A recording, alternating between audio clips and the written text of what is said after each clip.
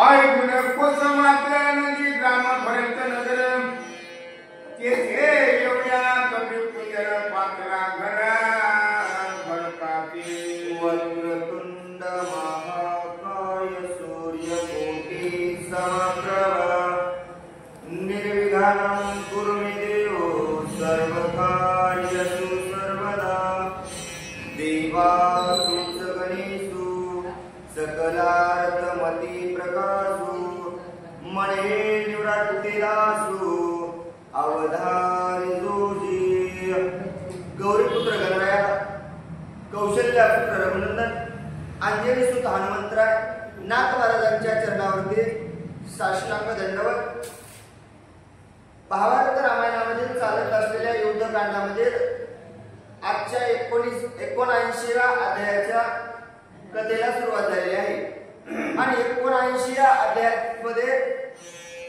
नाथ महाराज सुंदर वर्णन करणार आहेत. अध्याय गोड आहे कारण पहिल्याच ओळीमध्ये सांगितलं कोण कोणाच्या भेटीला गेले. हनुमंतराय भेटीला गेलेत. हनुमंतरायाची भरताची भेट होणार आहे कारण पहिल्या ओळीमध्ये नाथ महाराज ठळक बातम्या देतात. मग सांगतो म्हणले विस्ताराला पण पहिल्या ओळी ठळक बातम्या देत असताना सांगू लागले बाबा नंदीग्रामाच्या ठिकाणी हनुमंतराय गेल्याच्या नंतर त्यावेळेस हनुमंतरायाने परिसर पाहिला. नंदीग्रामाचा पाहिला अयोध्येचा नाही.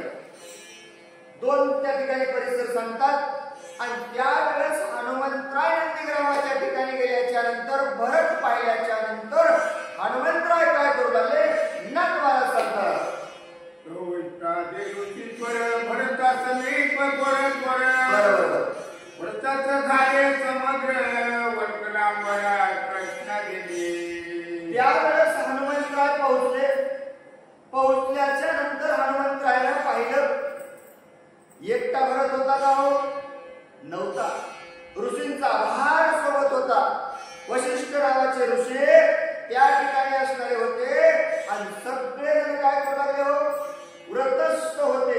एकच व्रत होतं शांत वरतलावर परिधान केलं झोपडीमध्ये शांत बसले होते आणि राम नामाचं चिंतन सदैव चालू होतं.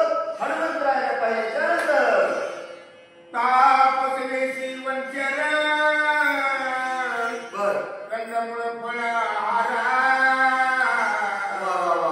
पुरचे धैर्य दुर्जरा बर प्रत्युत्तरा परिभरत तापस वेश वनचर तापस वेश निर्माण केला आणि वनचर का म्हणले बाबा दही धपाट्यान चपात्यान पोळ्या खायचं सोडून दिलं. फक्त काय कंदमुळ खाऊन उपास करू लागले. असं दुर्धर व्रत सर्वांना धरलेलं हनुमंतरायाच्या ठिकाणी पाहू लागले.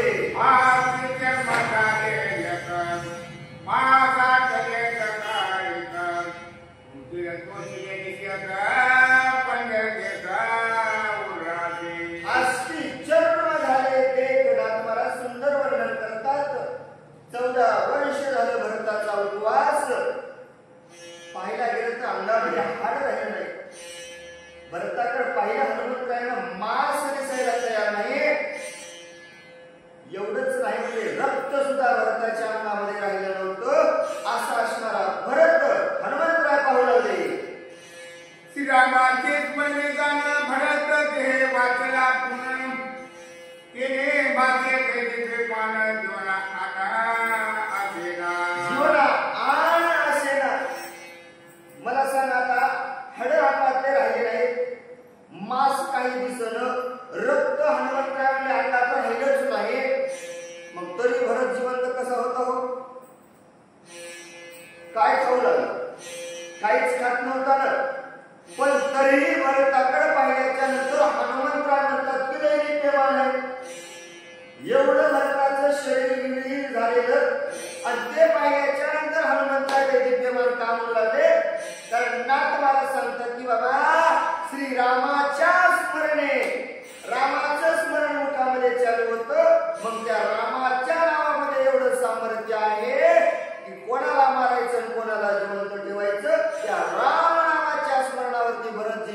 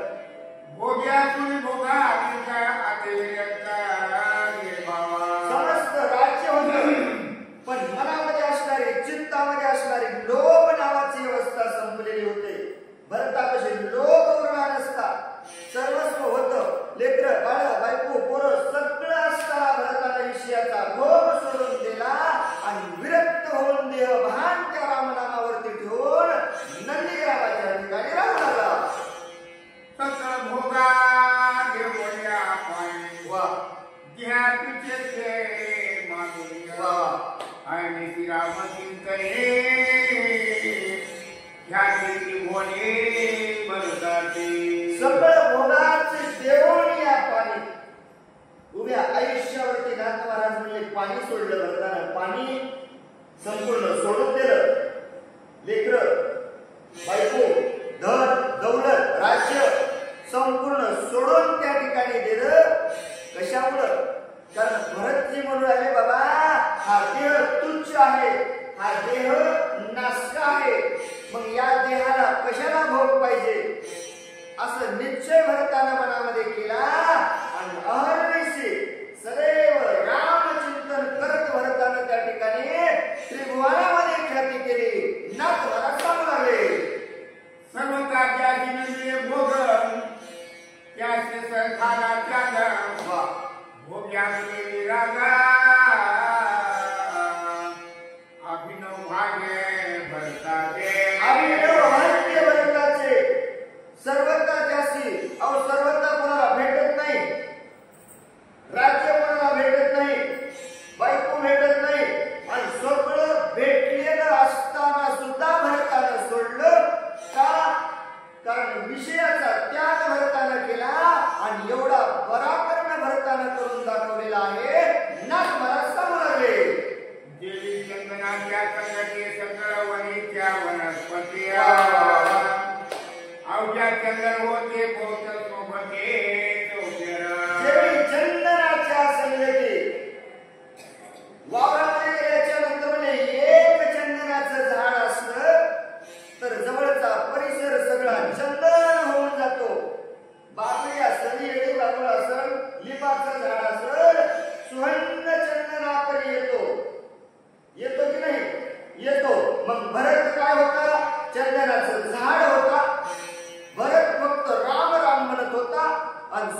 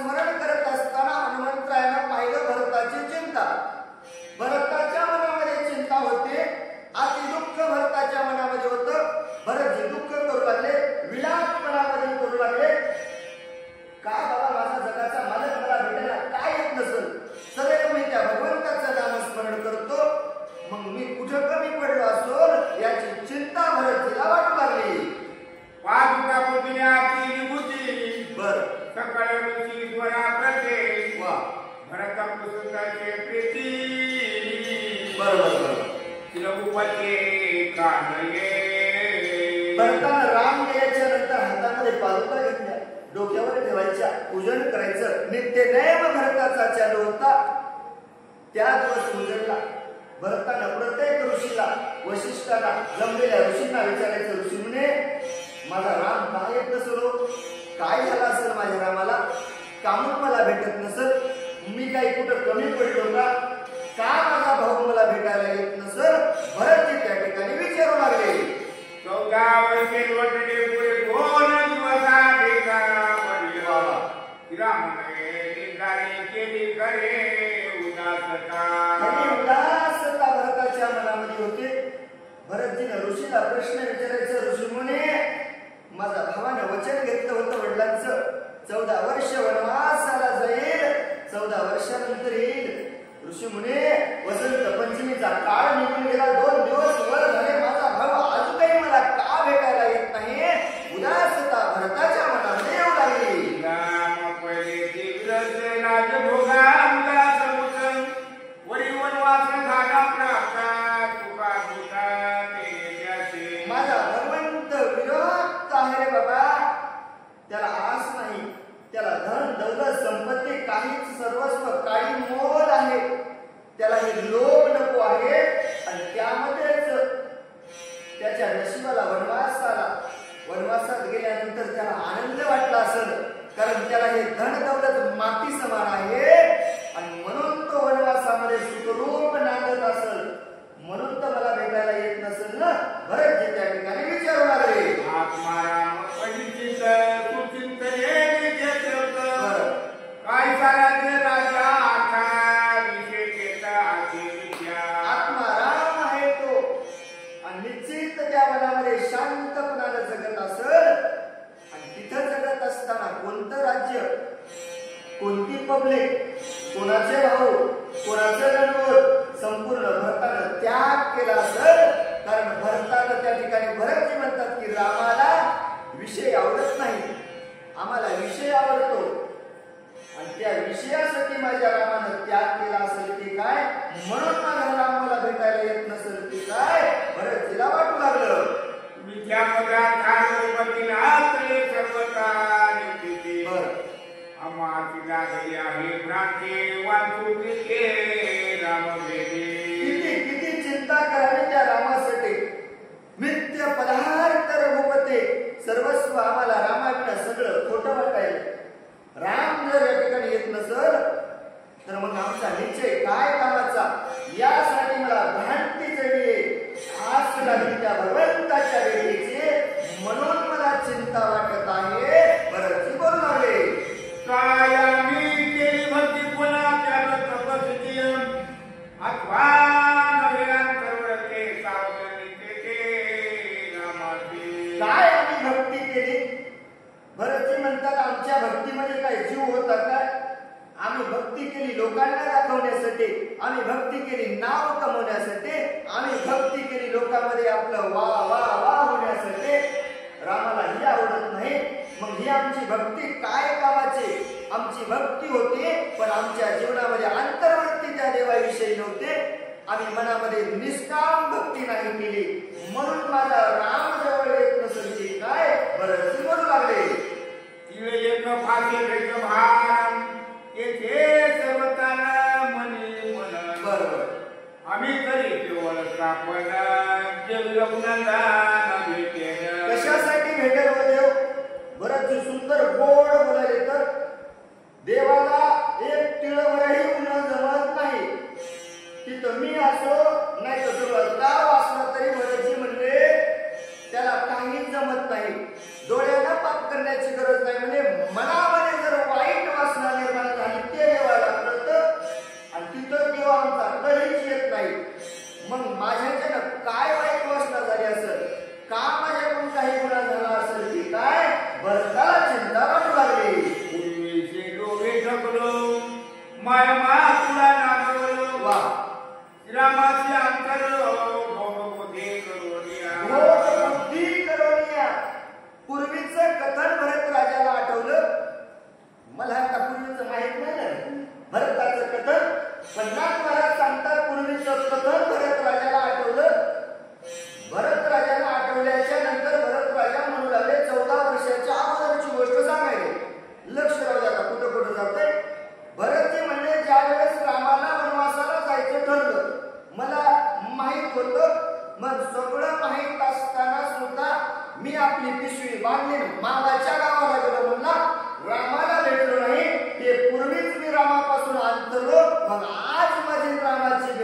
शक्य नाही भरतजीला वाटू लागलं.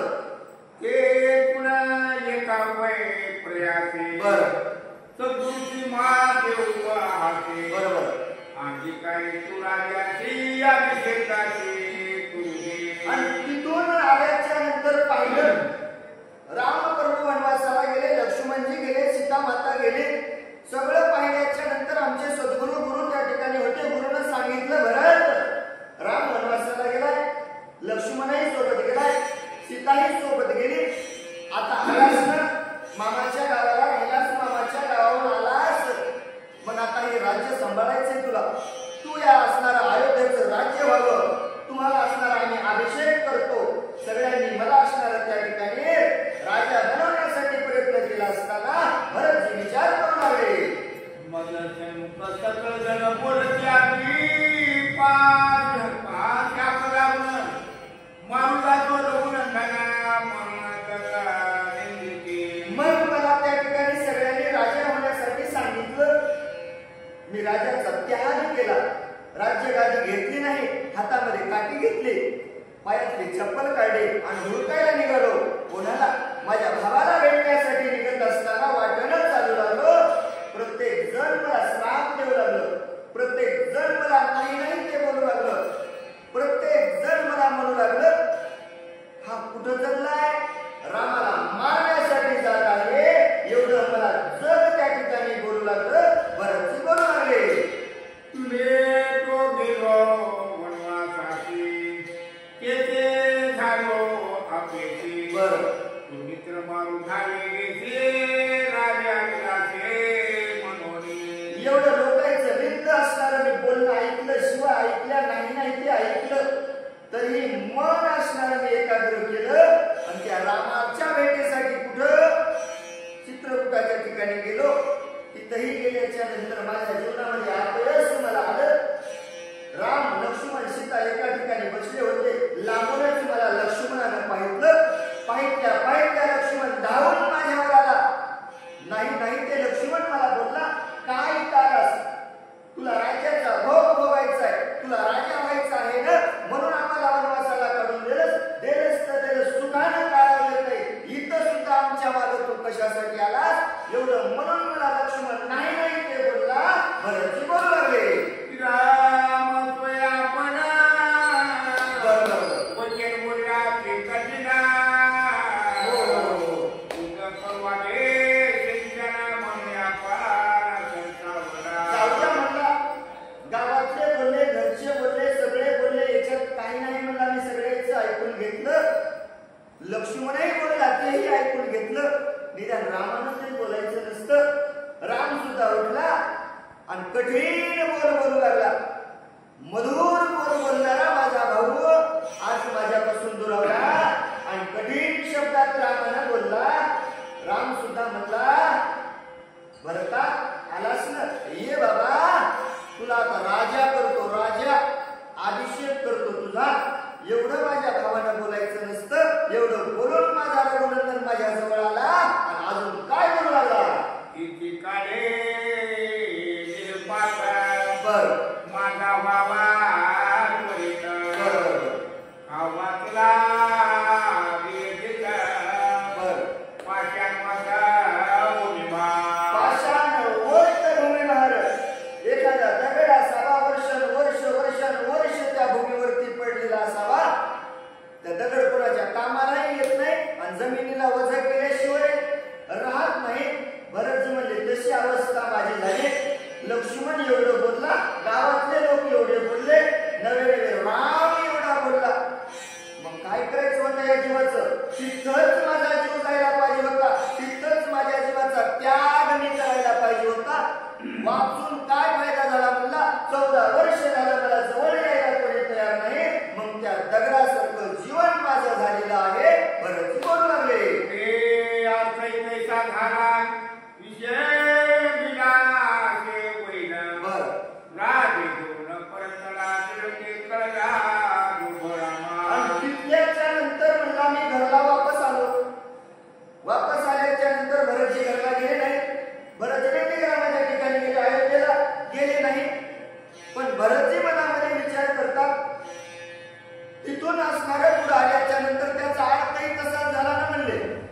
प्रत्येकाला वाटलं भरताला राज्याचं भोग भोगायचं आहे, भरताला राज्य व्हायचं आहे, भरताला धन दौलत संपत्ती एकत्र करायची आहे. त्याचा अर्थ तसाच झाला ना म्हणला. हे कोणाला कळलं? रामाला. कोण सांगितलं? हनुमंतानं. काय सांगितलं आहे का? हनुमंती औषधी समवेत गगनी जाता मार्गदर्शन बरं. त्याशीही केले उदत मानावचिता कोणीला. औषध मी सगळं केलं. हनुमंतराय औषधी घेऊन जात असताना युद्धकांडामध्ये 45व्या अध्यायामध्ये हनुमंताची भरताची भेट झाली. बरोबर आहे ना? हनुमान अत्यंत विश्वासी अनुसरण वनाशी आला नंदीग्रामाशी. तेथे भरताचा निवास. त्या ठिकाणी मी असणारा बाण सोडला. बाणाचा असणारा हनुमंतानं रामनाम पाहिलं. गगनानं मनोवेगानं जात असताना हनुमंतराय धावू लागले. कशासाठी? कारण लवकर जायचं होतं, लक्ष्मणाला उठवायचं होतं. त्या कार्यामध्ये मी आडवा आलो, बाण सोडला, हनुमंतरायाला उचित खाली बोलवलं आणि मग काय घडलं? राम भक्तावरी संधान दृढ विचारता केले जाण. बरं. महापापी आन कोणा मनहुना पै आई. श्रीराम भक्तावरी संधान. मनामध्ये मी थोडा तर विचार करायला पाहिजे होता ना. मुखामध्ये रामाचं चिंतन आहे, वेगानं पुढे चाललाय. याचा अर्थ कुणावर? भगवंतावर संकट आलेलं आहे. पण मी विचार केला नाही, त्याच्यावर बाण सोडला. खरंच माझ्या इतका पापी दुसरा कोणी नाही. भरतजी त्या ठिकाणी बोलू लागले. अगाध हंड्याचा परिवार बरोबर. विचार न मानिका मात्र वा वा. समाधान वेगवत करा भगत संवरा विजले. आघात त्या हनुमानाचे परिवार शब्दनाथ मला सांगतात की बाबा हनुमंतरायाचं बळ बळ असणारी बुद्धी सामर्थ्य शक्ती किती आघात होती. भरतजी म्हणले आघात त्याचा आहे. विषयाची असणारी त्याला ओढ नव्हती. काय नाही बोललो हनुमंतरायाला, किती बोललो, काय काय बोललो, पण हनुमंताला राग नाही आला. त्यानं माझंही मनाचं समाधान केलं. सगळं सविस्तर ऐकून घेतलं आणि ऐकून घेतल्याच्या नंतर मधुर स्वरामध्ये मला हनुमंताला उत्तर दिले. काय काय बोलले? आई सीतारी तत्वता कोण महादेवीचे सत्ता. सगळेनावरती हनुमंता बोले सर्वता लोभ मला त्या ठिकाणी चढला. लोभ क्षणाला हनुमंतराय म्हणाले भरता वेळ कमी आहे माझ्याकडे. मला जायचंय, लक्ष्मणाला उठवायचंय, रावणाला मारायचंय, सीतेला सोडवायचंय. क्षणी माझा हनुमंतराय बोलू लागला भरता मला जाऊ दे, मला जाऊ दे. पण मी विषय लोभामध्ये अडकलो गेलो. हनुमंताला मी सोडलं नाही. स्वामीचं कार्य करायला जात असताना सुद्धा मी अवचित त्या ठिकाणी आडवा आलो आणि मग काय घडलं? नाही वैरागे करारी यांनी चांगले घालून आवडी. बरोबर. घेतीन घेती तातडले घडले बोले विषयाची गोडी मला लागली. हनुमंतानं सगळं कथन मला सांगितलं. कुठलं? राम वनवासाला आले, सीतेला पळवून नेलं, तेव्हापासून लक्ष्मणाला शक्ती लागली इथपर्यंत मी आलो. एवढं कथन मला हनुमंतानं सांगितलं. मग मला तिथं तर कळवलं जरासं. एका भावावर युद्धाचं संकट आहे. एक भाऊ दुःखाच्या थारोळ्यामध्ये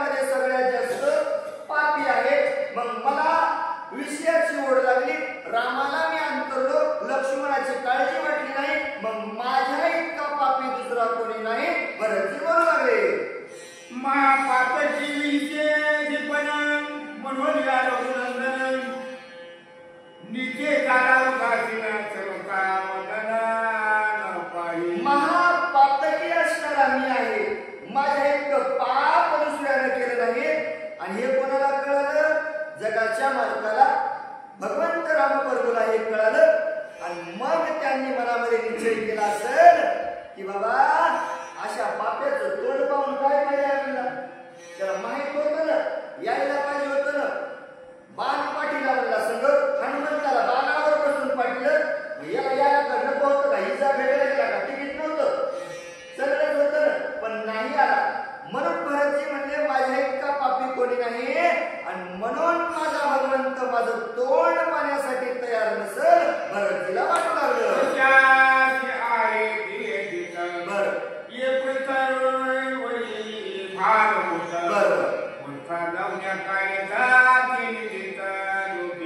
कशासाठी आहे जीवजित, कशाला मी जिवंत राहिला असेल. या पृथ्वीवर भार आहे माझा, व्यर्थ आहे हे जीवन, जगून काय फायदा आहे. सगळे लोक